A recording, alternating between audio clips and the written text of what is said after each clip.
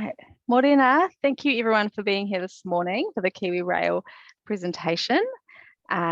If you are a student watching, I really encourage you to have your camera on so we can see who you are. This is your opportunity to make an impression on the employers. So think of some questions and really engage with the presentation. Cool. And I'll hand it over now to Wanda and Gary, and they can get started. Thank you. Thanks very much. You gonna go, Wanda? Yeah, hi, I'm Wanda. Yeah, welcome to our presentation today. First of all, we just want to make sure that everyone can hear us okay.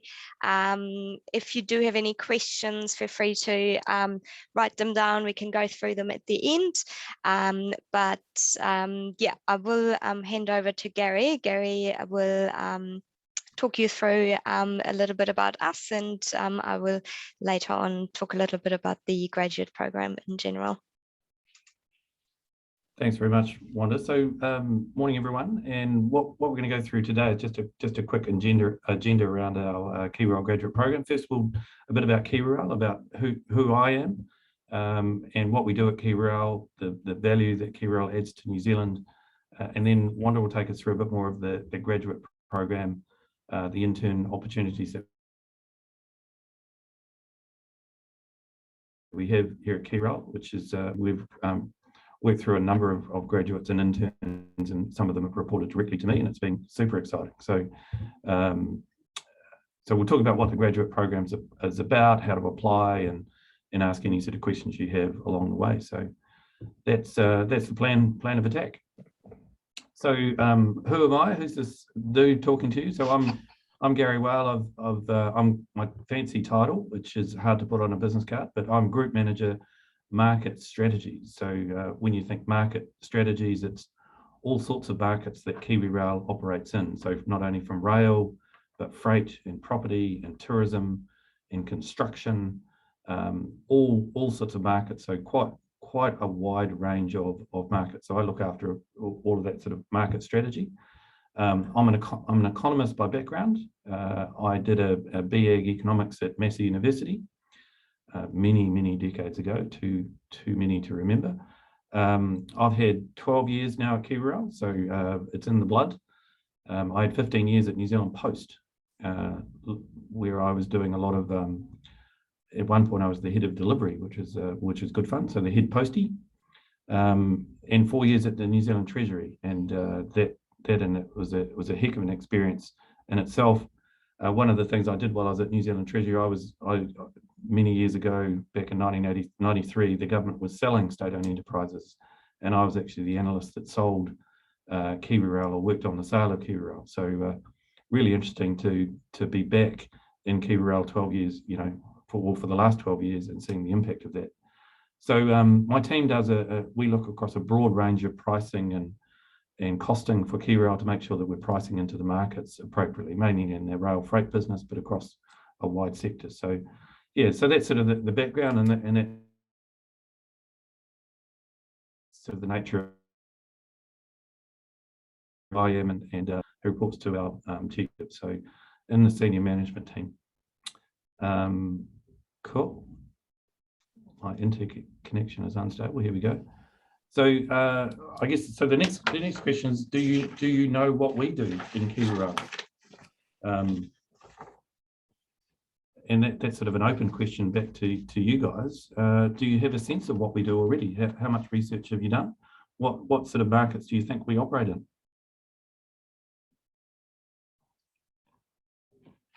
Any starters for 10? Do you guys deal with the Northern Main trunk line? Yes, we've certainly, that's one of the key corridors that we have, the Northern Main trunk line. What other parts of business do you think we operate in? The tourism aspect, so Transalpine and up to Picton and stuff. That's it. Perfect, Lockie. Awesome. That's exactly what we do. And that's all about to start flooding back with the tourism and the borders opening from yesterday. So that was all good news for our tourism team. Any others? from top of mind? Oh, well, let's get into a few more. So just to sort of to share.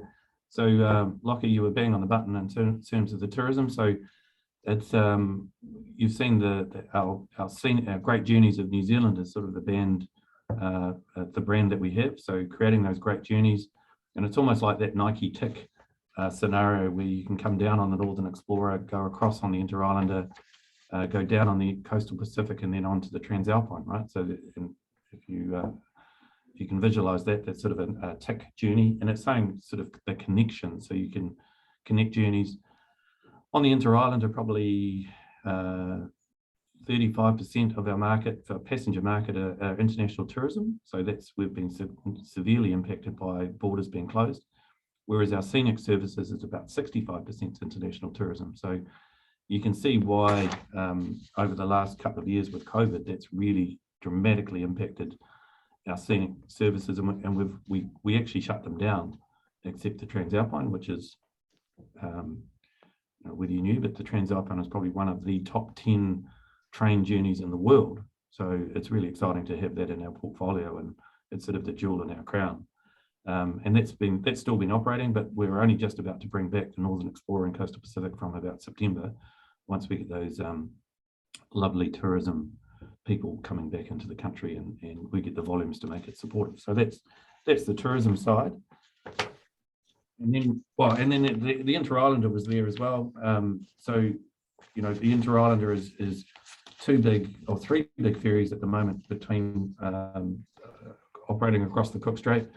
And there's this huge exciting project going on at the moment, and they've called it IREX, which is sort of a fancy name, but it's about inter-island resilience, and it's about replacing sort of a once in a 30-year opportunity to replace our ferries.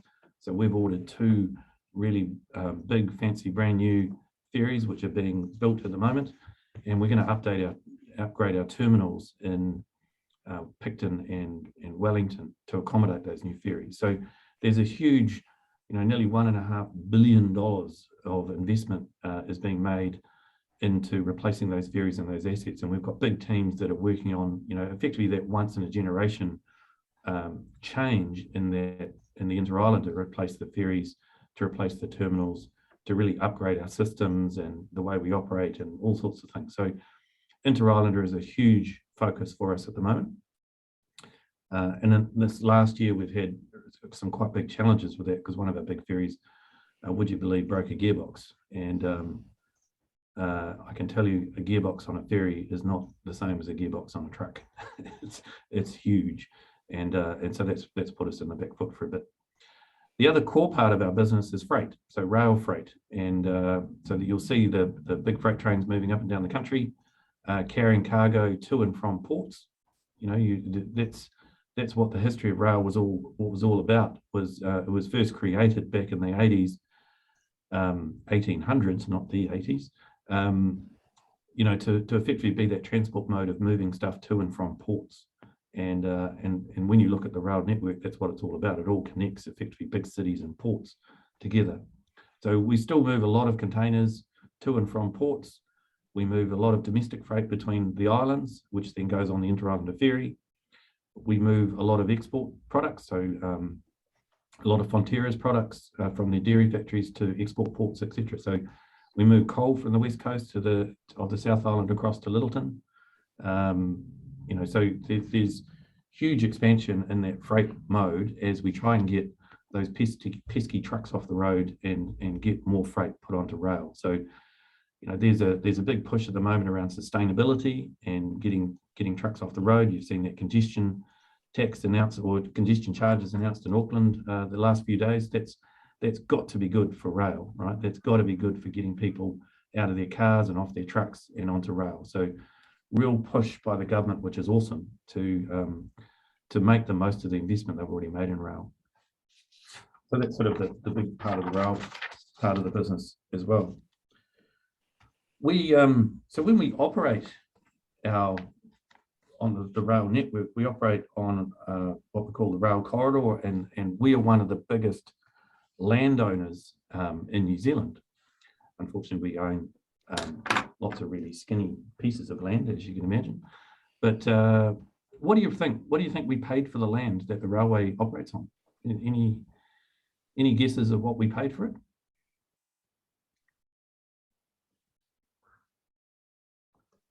Any starters for 10? No answer is a dumb answer.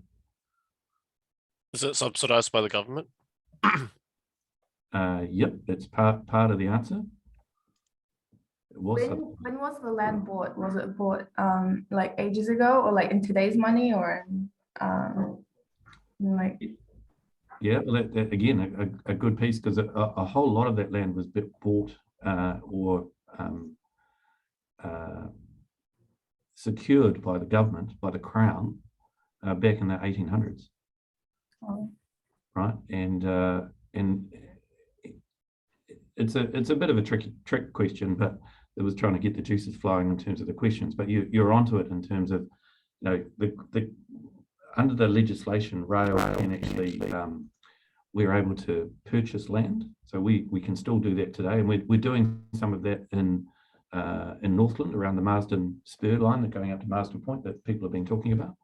So we have the right to go out and buy land, and we'll probably have to pay commercial prices off, you know, for the farmers and the property along it. But there was a bit of a complication in the current organisation of KiwiRail actually paid $1 for the Crown for the land. So we paid $1. I'm not sure whether they physically passed the dollar over from, you know, someone actually had a dollar coin or a dollar note and actually passed it over to the Crown, but we effectively paid $1 for the land, and then we now have access to the land. What it also means is we have the liability for the land to, you know, to maintain it and the costs for that. So yeah, interesting combination. We only paid $1 for the land that we operate in. And so there's all sorts of different weird things about that, but we'll move on. So I talked about earlier, one of the big real pushes you've seen for the government, and I think one of the things that we are taking very, very seriously ourselves is all about sustainability, right? And you'll hear a lot about sustainability, and KiwiRail is very much at the forefront of this. And we have a natural advantage in the way that we emit or we use energy compared to other modes like road, for example. We're 70% fewer emissions on rail than we are on heavy transport. And that's primarily because, you know, one locomotive can replace effectively up to 30 or 40 truckloads at a time. And what we say is that if you moved freight from the rail from road onto rail, you're actually saving all these sort of truck trips. So we're keeping trucks off the road, and we move on KiwiRail about 18 million tons of freight a year. It's a lot if you put it all together. And so the question is, how many truck trips do you think that saves? 18 million truck trips. Any guesses?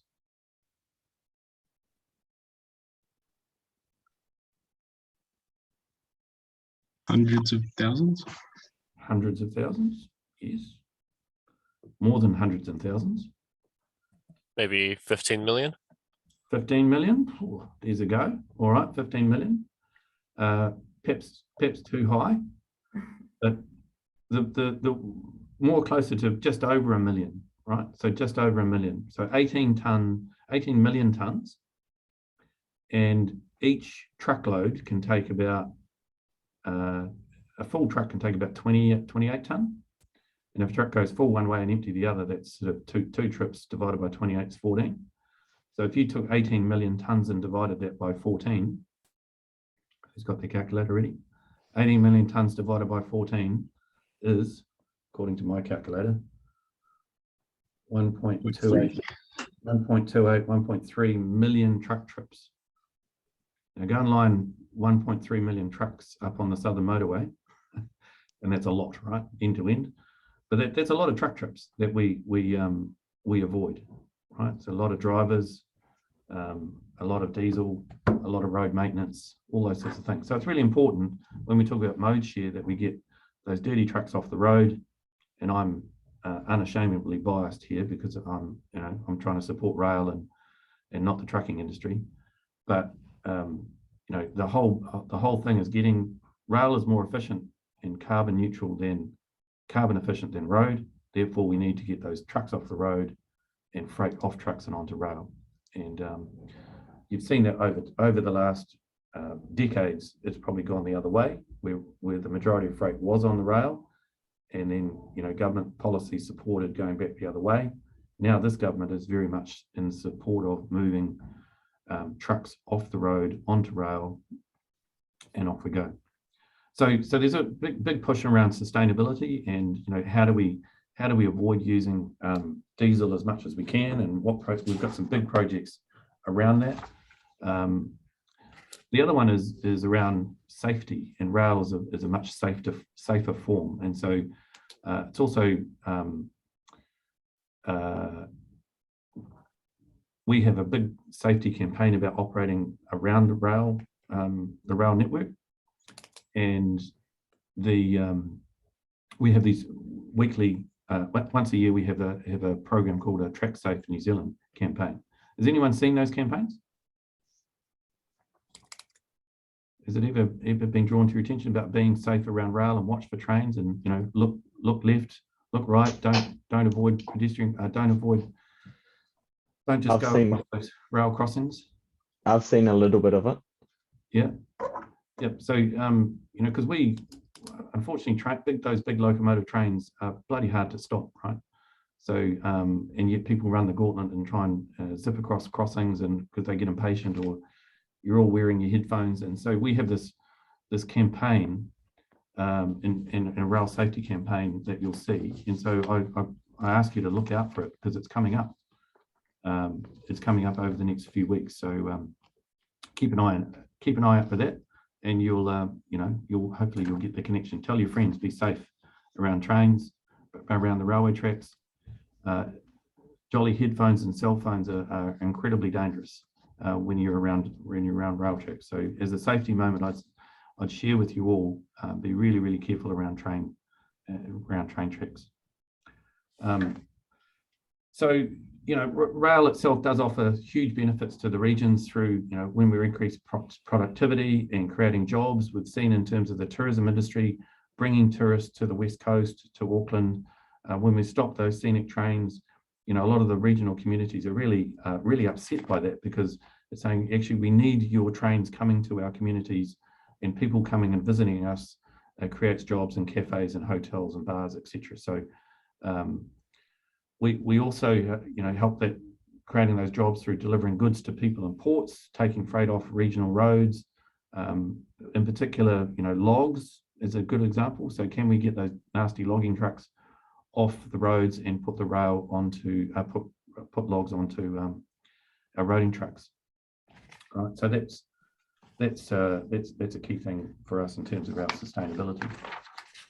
We've also got some really exciting and big strategic transformational projects that are happening, and we've talked about some of them already. But the government has invested huge amounts, and we'll come back to the question of, actually, does anyone know how much in a minute. But so we've talked about, so three of the big ones is Project IREX. So that's the international ferries.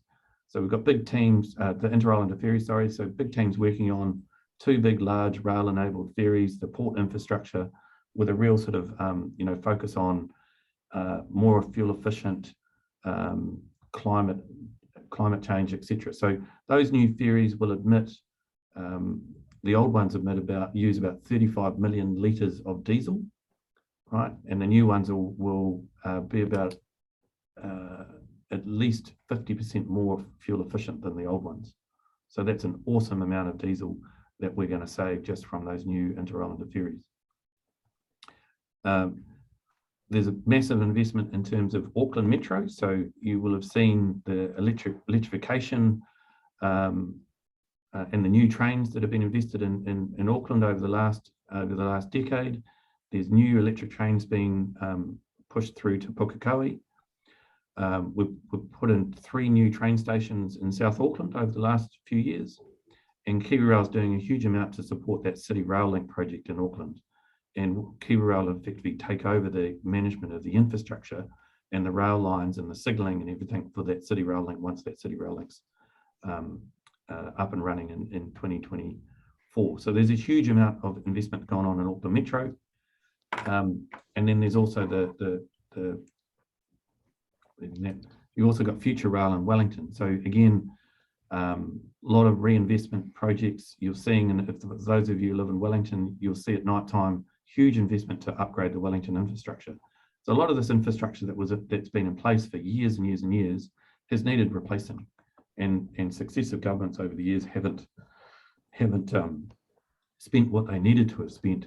But there's lots of work and investment going on right now to renew the infrastructure, double tracking, upgrading the Wellington railway station, railway stations, etc. So they're just some of the big transformational projects that we're underway. That next question of, how much do you think the government is spending on these transformational projects? Has anyone sort of been keeping an eye on those recent announcements and got an idea of how much the government is committed to KiwiRail? I'll give you a clue. It's in the billions. Maybe 4 billion. How many? 4? 4 billion. Yeah. I'll take your 4 billion and I'll raise you. Any other guesses? 10. 10. I like the way you're thinking, Lockie. It's close. So it's about 8 billion, right? It's huge. That is a lot of money to spend on infrastructure. There's 1.5 of it's just on the ferries and the ferry terminals, for example. And then you've got new rolling stock, new locomotives. A locomotive, we're buying 50 new locomotives for the South Island. They are about $7 million each for a locomotive. We're buying nearly 2,000 wagons. That's just the rolling stock. We're buying, and then all the infrastructure, both in Auckland, Wellington, upgrading workshops and Hutt, our new mechanical facilities to take the new rolling stock, etc. So you can kind of tell that the government's investing a large amount of money, and it's a super exciting time to be in KiwiRail and be involved in a lot of these transformation projects. It's a hell of a responsibility that we have to use and spend that money that the government's giving us wisely on those projects. There's huge opportunities, I guess, for all sorts, from tourism to engineers to planners to economists to accountants to everything. There's just masses of opportunities that are coming with that level of investment. And so for us, it's a great time to be in KiwiRail. And I'm certainly super excited because a lot of people that are actually on these transformational projects are just, we've attracted some really cool people because they want to just work on these iconic projects and leave that legacy. So it's super cool.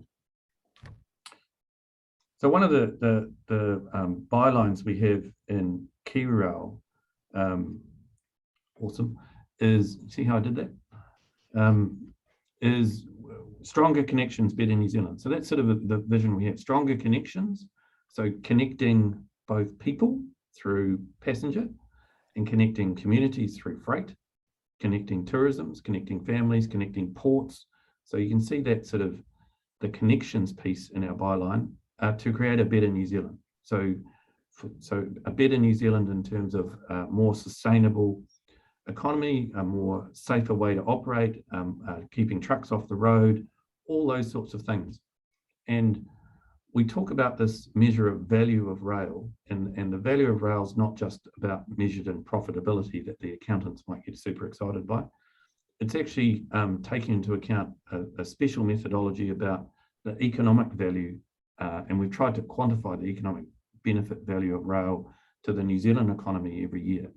And that's also helped support the government in the logic of, yes, why it should be spending all this money in rail. And it's the overall economic value. So it's keeping those trucks off the road. It's the safety factors. It's, you know, the fact that there are less road accidents by freight moving off the road, etc. We're moving this 18, 19 million tons of freight moved on rail. So, you know, we transport more than 1 million tourists. It's a lot. It's probably not so much 1 million over the last 2 years, right? And you can see that the COVID has certainly impacted both the inter-islander and scenic parts of the business. We enable 34 million commuter journeys a year on the rail network. That's both in Auckland and Wellington, plus on our scenic trains. And we move about 25% of New Zealand's export goods to and from factories to ports. That's quite significant. We've got over 3,500 kilometres of track, you know, 3,000 odd signals, 1,500 public crossings that we need to look after, 106 tunnels. Any train spotters amongst you that know, can you name the 3 longest tunnels in the KiwiRail network? So if you work for us, you would know this instantly. Can anyone name any of the 3 long tunnels? I'll give you a clue. For Wellington, what's your biggest tunnel in Wellington? Goes across to Masterton. Rimatakas. So, and then we've got the Kaimai tunnel, and which is over the Kaimais up in Tauranga, and then the Aotearoa tunnel, which is across the Southern Alps. And all of them, ironically, are all just over 8 kilometres long. Who knew? Anyway, so we have to maintain those tunnels. We have to maintain the 1,344 bridges. You know, there's engineers that are in there doing the design of those new bridges. You've got track inspectors. You've got signalling people, you know, in terms of upgrading and replacing the signals. We do it with a team of, you know, 3,000 plus employees. So we're a big employer. We've got 189, nearly 200 mainline locomotives, nearly 5,000 wagons, 800 shunt locos, 60 passengers, 60 CT, so CT being container terminal, so big hoists and the like. So you can see we've got huge assets and lots of people. One of the fun facts that I knew of back in the 1980s, we had 21,000 people work for KiwiRail. 21,000 people, and there were 21,000 wagons. Now there's 4,000 people roughly and 4,000 wagons. So interesting, isn't it? So you'd argue that people have got smarter and the wagons have got bigger, but it's the railways is operating quite differently now than it was back in the 80s. So yeah, so it's quite a. I think that this sort of just gives you a bit of a sense of the breadth and the size of rail and how big we are. We go to the next one. So some of our key targets and enablers. I just need to just think. We so across the picture of New Zealand, the lines through here is effectively the rail network as you can see today. So you can see we don't go everywhere, but we do span the length of New Zealand. In terms of the rail network, you can see the symbols on the right hand side as well as the key ports. So the key ports that the rail network's going to. So you can effectively see the rail network going to all ports. That we've got some inland ports. So that's where basically our freight hubs are in terms of those yellow, the orange boxes. You can see where we move coal. So a little bit of coal in the North Island and Huntly, but the main piece of coal is on the west coast of the South Island from the west coast, and then we move it across the Southern Alps to Christchurch, and then off it goes for export. We move a little bit of coal right at the bottom of the South Island, and that coal goes up to some of the Fonterra dairy factories. That coal at the South Island, for example, is probably at risk at the moment because the dairy factories are more than likely going to convert their dryers to like biomass. You might have picked up some of that. So there's some. Whilst there's likely to see that coal disappear, we've got an opportunity of moving biomass, which is like log and wood chips. So our sales team are busy working on that. You can see the trees, the green trees of the forests, and so trying to move product from the forest on rail to the ports. And then you see the little factories, the grey factories there, the major dairy factories. So most of those are the big Fonterra plants all around New Zealand. And, you know, Fonterra is our biggest customer by a long shot. They're about $65 to $70 million of our revenue. So they're a big customer, right? Big customer. So our enablers to how we operate in our overall network is, you know, is obviously our people, and certainly our graduates, and investing in our people, investing in our talent is one of the key things that we're doing now. Our safety. So safety is like a rite of passage. If we can't operate safely in the way that we operate our business, we just don't have the right to operate. So, you know, there's a huge emphasis in KiwiRail about safety. And I know our incoming chief executive, Peter Reddy, who was here with us a few years ago, he really brought a massive push about safety into the organisation. So really cool to see him coming back, and I expect to see that push of safety even more recognised. Funding, we have to recognise we're owned by the government. So we are a state-owned enterprise. We do receive a lot of government funding for our infrastructure, but we do have this sort of what I call above and below rail split. And the above rail, the commercial parts that we operate, our freight trains, our commuter services, our property, etc., they need to be commercial and make a profit. So we've got this profit focus, but we've also got this government support for our infrastructure and investment. And obviously one of the key enablers we're spending a lot of money at the moment is digital, which should come as an exciting thing for the younger brigade in the organisation coming in. And it's how do we do things a lot smarter? How do we embrace the technology? How do we use our smart devices a lot better in the way that we're doing stuff? How do we get out of paper-based systems? You know, so for example, this year, would you believe we're updating our payroll? Some of our terminals are still using paper-based for payroll, where it should all be through an automatic digital platform. So we're investing in our digital platforms. We've got targets by 2030 for our revenue to be close to $900 million. At the moment, it's sitting around 700. So you can see there's between now and, you know, the next 10 years, there's quite a bit of growth that needs to happen in terms of revenue. I was just prior to this meeting, I'm working on with our team on our 10-year financial model, which is showing the projections of how we get there. So a lot of work going on in that to get to our you know, our target of 890 million of revenue. And operating ratios. So for those of you who've done accounting, operating ratio is effectively revenue minus operating costs. So how much money are we actually making? It's kind of a pseudo profit measure, but we need to make sure that our costs are no more than sort of 78% of the revenue, right? If our costs were 100% of a revenue, how much money are we making? I was going to use a rude word, but for bugger all, but yeah, not very much, right? So the lower that ratio, the more money we make. So we've got some work to do to get it to 78. It's probably sitting around the probably high 80s at the moment. Our employee net promoter score. So we've got a target to be plus 40. We're about to do an employee survey. Again, we do those sort of every 2 years. And the employee survey is about would you positively recommend KiwiRail as a place to work to your family and friends, right? And so a score of sort of 0 to 10.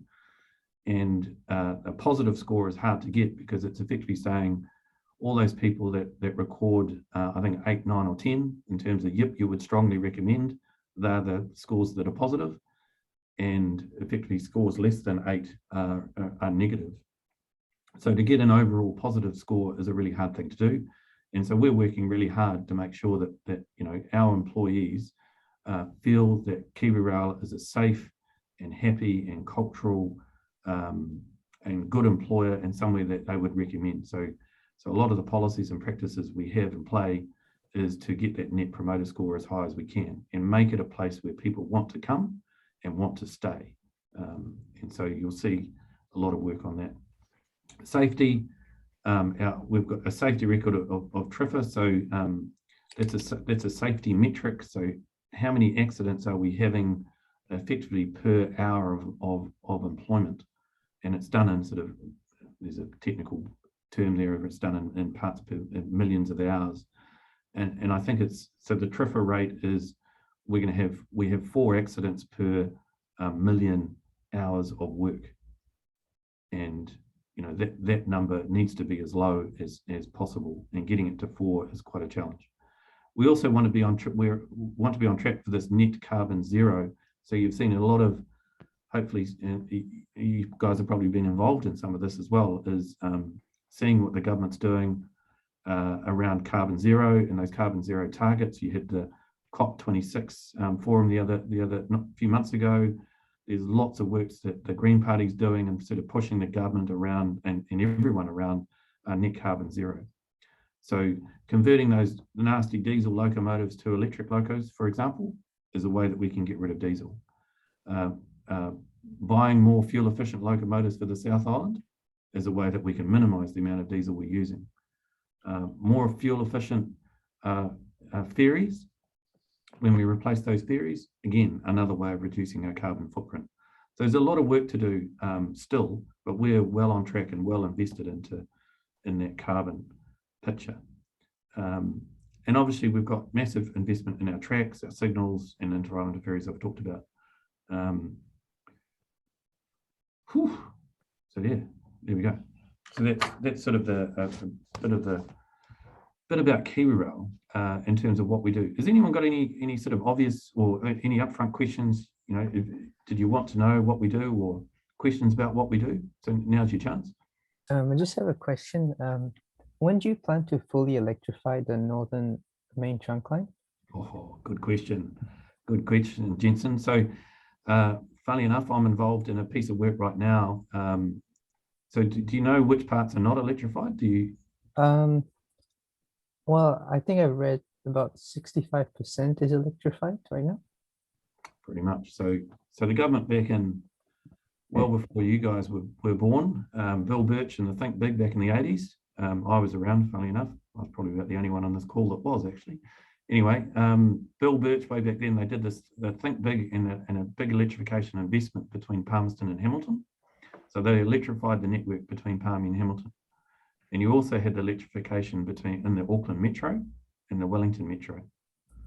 And the bits in between, so from Waikanae to Palmerston North is not electrified, and from Hamilton through to Pukekohe or Papakura, I think at the moment, is not electrified. And so the government hasn't agreed to this yet, but we're doing a lot of work right now that says we should finish that piece of electrification. And so we're fully electrified from effectively Auckland to Wellington. What we're also trying to do is another piece of work that said, you know, in fact, I've just gone and got one of these hybrid locos because a hybrid car because I was getting a bit scared about the old fuel price. $3 a litre, you're dreaming, right? It's terrible, but anyway. And so we're actually investigating whether we can actually do like a hybrid locomotive. So one that can operate with in the areas where there is electrification, they put the pantograph of the locomotive up and off we go, and it's got batteries in it. And so when you get to an area, like if you were going to Masterton, for example, you'd get to sort of Upper Hutt and the electrification stops, and hopefully the batteries are charged up sufficiently that you can then drop the pantograph, work through the batteries, get through the Rimataka tunnel, and then you get to the other side, come down the hill, and then you might have another section of electrification because you run out of battery charge, right? The cool thing there is it means we don't have to electrify everywhere. We could do, so we have these new locomotives that are effectively a hybrid locomotive than what we have at the moment. And again, you don't need diesel when you're doing locomotives like that. So it's really exciting times, and we're doing some big projects on is that possible? Is that technology sufficiently robust for us to invest in it? What does it mean in terms of the infrastructure? going back to the Crown and saying, you know, we'd probably like to finish the electrification on the main trunk from Auckland to Wellington, but you know, we don't have to electrify all of this, the rest of the network. Let's say across to Tauranga, you might only have to electrify part of it, and save a whole lot of money, and get rid of those dirty diesels.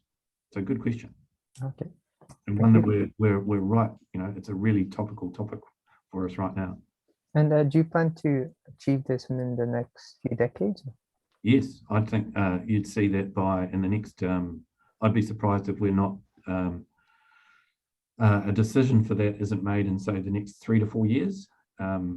It's going to need government investment, so we need to put the business case together for the story, and then seek Crown funding for it. And so, you know, next week a budget gets announced. So we'd look to do a homework so that we could present a case to the government and get them to announce it in one of their future budgets. Okay. Well, thank you. If that were to be electrified, would they have to redo the infrastructure in Wellington and Auckland to support the high voltages of the central part of the main trunk line? Or would they just figure out systems within the rolling stock itself to deal with the change in voltage? Now, Liam, you would have seen earlier, I'm an economist, not an engineer, but no, bloody good question, mate. And so I think, you know, that's part of the solution. There is mixed. I think as I understand it, the networks in Wellington and Auckland are on different. So one's AC, one's DC, which is a good band, but anyway, that's different. But they're on different voltages or electrical currents. You guys probably know it better than I do. But there are converters that you can get and put onto the locomotives to enable them to operate on both networks.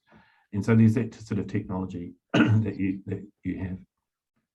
And that's sort of one of the other tricky and awesome opportunities that you have is trying to solve those problems, because, you know, without having to go and replace all of, say, the Wellington Metro network just to match the Auckland network, are there solutions out there in the wide world that can help solve those problems? And, you know, as the engineers get heavily involved in researching those, finding them and implementing them. And that's, I think, one of the cool things in rail is there's all sorts of opportunities like that to dabble in improving the network. I'm just conscious of time. I think we got a few more slides to go, and then we can have a look if we can do some more questions at the end. I see there's some in the chat, but I might just go through those last few slides, which are a little bit more about the graduate program in general as well. I try to rush through them before we get kicked out of that. But yeah, just wanted to introduce myself as well. I'm Wanda. I'm part of the learning and development team, and I am program managing the graduate and intern programs at KiwiRail. So I basically do everything from organization up to liaising with managers, meeting with graduates, and yeah, I've actually joined the organization very recently as well. I'm originally from Berlin, where I've sort of worked in events management, and I came to New Zealand about 6.5 years ago, where I sort of got more into human resources and training. But just to sort of show you a few opportunities we do have coming up in the graduate and internship programs. Gary has touched on a lot of those already.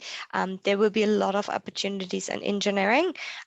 Civil, we have plenty of opportunities. As Gary already said, we sort of build, design all our infrastructure. There's tunnels, there's bridges, drainage, we have the electrification, we have the overhead, high voltage, mechanical, mechatronics, the locos, wagons to maintain, passenger trains. So yeah, there will be plenty of opportunities coming up for that. ICT, we do also have lots of opportunities coming up. You can imagine with almost 5,000 employees, they all have laptops and devices, there's systems, there's all sorts of things, there's different divisions, cybersecurity, rail development, business insight, and we we will also have some opportunities in business and commerce coming up. So you might be working with Gary in strategy and growth. Human resources, obviously we do have a big team. Property, Gary already mentioned, we are one of the biggest landowners in New Zealand, so you can imagine there's a lot of things going on there. And Gary also touched on the environmental science, sustainability. So we do have a whole team for that. We have a zero harm team. So there will be lots of opportunities coming up. Just for you, the applications for our graduate programs, they will open up on Monday, next Monday, the 16th of May. So please keep an eye out on our careers website, careers.kiwirail.co.nz. But also follow us on LinkedIn and Facebook just for any sort of news coming up. The program itself, you can see here a little sort of journey, and we will post that on our website as well. It's just getting updated at the moment as we speak. So in the graduate program, you start with an induction, and that induction is usually 2 to 3 weeks long. So you will learn everything from like KiwiRail. You meet the graduates, you meet the managers, you meet key people in the organization and the business units, but also we will go on site visits around the country as well. So visit our workshops. We have our biggest workshop in the hut in Wellington, very large workshop, but also we have workshops in Auckland, Palmerston North, and Christchurch. And the program is made up of about 4 rotations, minimum 4 rotations. So you will be rotating within your business unit every 3 to 6 months. So you would get like an exposure of different teams, different projects, and yeah, work with lots of different skilled people you can learn from. You will report to one manager, and they will have one-on-one meetings with you to just sort of progress your development and check in on you on a regular basis. But you also will be assigned a buddy. So that will be basically your go-to person for throughout the program, someone you can job shadow, you can ask questions, and then I will be checking in with you on a regular basis as well. So to begin with, probably on a weekly basis, and then later on like a little bit less frequently. There's also lots of networking opportunities within the company. We do have lots of different groups. We have the young engineering group, we have an under 30s group, we have a group of graduates, previous graduates, current graduates. They meet on a regular basis as well, a network, but also we will organize training and development days where we all come together and sort of do more formal trainings as well. There's also regular performance and remuneration reviews, and you will be involved in one of the business sort of strategic and transformational projects as well. So you will be part of a bigger project team, and the graduates will be sort of put in little groups, probably of 3, and join those bigger groups and report to one of the project managers there, which is really exciting to be part of a bigger sort of project and delivering something with the company together. There is monthly catch-ups with all the graduates, and then obviously after the 2 years and all the effort and lots of learning, there will be a graduation event with a ceremony. All the graduates will come to that, your managers will come to that, and the executive team as well. So that is pretty much the graduate journey. We do also offer summer internships. They are 12-week summer internships.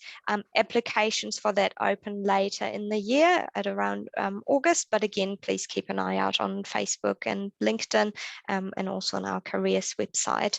All right, and I see if we got a little bit more time, I'm not sure, for some questions.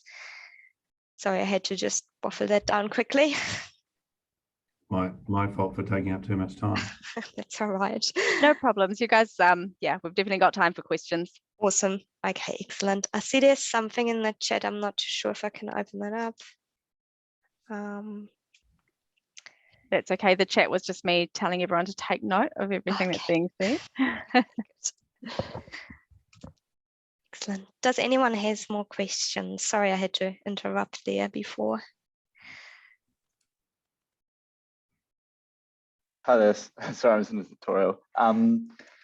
What are your graduates doing 5 years down the track after joining with Downer? Oh, sorry, not Downer, KiwiRail. That's a good question. I think we started our first program pretty much 4 or 5 years ago, I think. Is that right, Gary? And some of those graduates are actually still with us. So a lot of the, so pretty much after the 2 years, you will be able to sort of apply for a permanent position. And I guess having all those rotations done beforehand, that sort of gives you a better overview of what you want to do and where you want to go. And we do actually still have some of the graduates still working with us.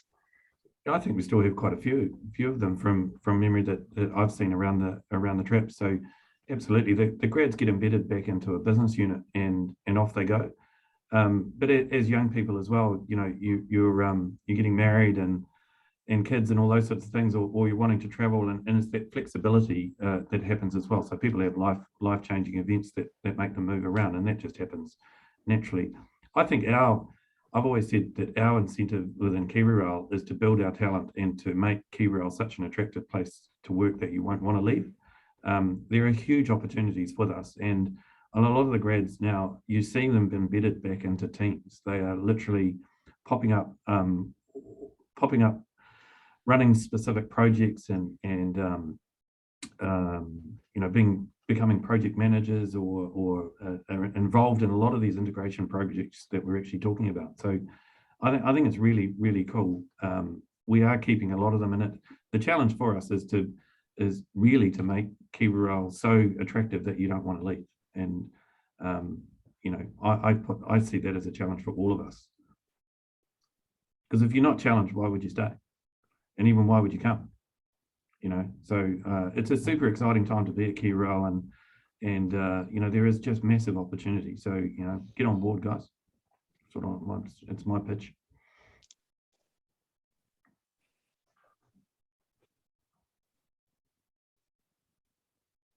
Do you think the upcoming election is going to affect the funding coming into the company due to the government funded portion of it? Do you think a change in government could affect future funding, or is it all pretty much locked in for the next few years? Really good question. I think the investment that they've made thus far and announced is all pretty much locked in. So, you know, there's contracts that we've committed for the ferry, so you can't undo those. We have to admit and accept, it was Liam that asked that, right? So we have to accept, Liam, that we are owned by the Crown. We are owned by the government, and politics is alive and well. You've seen that if you've been watching politics over the years, you'll have seen rail is actually, I think one of the reasons why it is owned by the government is because it's seen as a strategic asset, and they can invest in rail to help them implement policy. And I think as you see more and more pressure come on around sustainability and those carbon emissions, you'll see more rail-friendly investments made towards rail. So I see the government supporting it. They've already invested billions of dollars already into rail. So why wouldn't you continue to support it, is my philosophy. But you have to agree, or have to accept that, you know, we are owned by the Crown, and ministers and politics does come into play. But you know, I work in the commercial side, and you know, we act as if we are not owned by the Crown and we're a commercial business. Our mission, as stated in the SOE Act, is to be as successful as any commercial business. So you operate commercially, and there's that, you know, there's always that tension. But you have to acknowledge, you know, you're owned by the Crown. You have to be wary of that. And in part, it actually gives you some protection, but it can also be painful because it's politics you're dealing with. I'll stop because I see we're being recorded. So, a good question, because it is one of the dynamics we have to deal with. So I'm studying mechanical engineering and currently 3rd year. So I'd probably go into the internship rather than the graduate for this year. What sort of tasks or projects would you find mechanical engineers do with KiwiRail? Gosh, that's a good question. Whereabouts are you based? Christchurch. Christchurch. Right. So I guess the mechanical engineers we've got, so I guess in our workshops, there's lots of work going on in our workshops. So it could be around designing. So there's a big investment in terms of rebuilding or building new facilities in our Christchurch workshops. So you could actually get involved in the layout of the new facility. You could be in specific projects around some of the tooling that's required. Wide and varied. So heaps of opportunities, I think, certainly in the Christchurch area around that. So we're also getting into we're about to bring in the new South Island locomotives. So whether it's setting up training regimes, what the new maintenance regimes are going to be, really super exciting for the new technology, new locos that are coming in. An endless number of projects, I would imagine. Sweet. Thank you. Great. We've got a couple more minutes if anyone wants to squeeze another question in there. Hi. So I do 2nd year geospatial science, and I was kind of interested in what could kind of like opportunities to work in IT, like IT internships around that space, like that kind of like geography aspect at KiwiRail. Yeah, look, we're doing there's a lot of work in our asset management space at the moment where they're actually trying to connect up and create sort of more of that visual digital footprints of our of maintenance sites. So if you go out on track and actually connecting up so that we're recording what the assets actually are at each of our work sites, and then when there's a maintenance or an upgrade that's actually happened at a particular work site, that's recorded digitally, and so people are actually seeing it. So rather than all being paper-based, actually doing that digitally. I know I sit on our digital governance group, which gets to review which areas that we invest in, and I know we have invested a lot in that particular area, all about creating a smarter way of recording and a way more efficient way of capturing where our assets are, what the condition is, what maintenance work is done on them, etc. So that if someone goes out and maintains them next time, you can actually already digitally see. There's a real waste of actually people going out and saying, well, actually, this was actually done 12 months ago, but no one recorded it in the system properly, right? So a lot of investment into that digital assets, digital footprints, and the technology around it. So some super exciting stuff in there, Sam. Thank you. I'm just impressed that I knew that. That was a left field question. Great. Any last sneaky questions or ready to finish up? Cool. Thank you guys very much for that presentation. It was really informative and thorough, so really enjoyable. And everyone who participated, thank you so much for your questions and getting involved. That's great. Wanda, Gary, do you guys have anything, last things you want students to know? No, I think that the last thing I'd just say is get amongst it, guys. I think KiwiRail's super exciting opportunity. It's a great place to work, and I'm a bit biased because I've been here for a while, but I think get on board. There's heaps to do, and I don't think you'll regret it. So I look forward to seeing some of your faces appear in the graduate inductions that we'll be doing in a few years, in a few months' time. So thanks for listening, and thanks for your questions. Yeah, thank you for having us.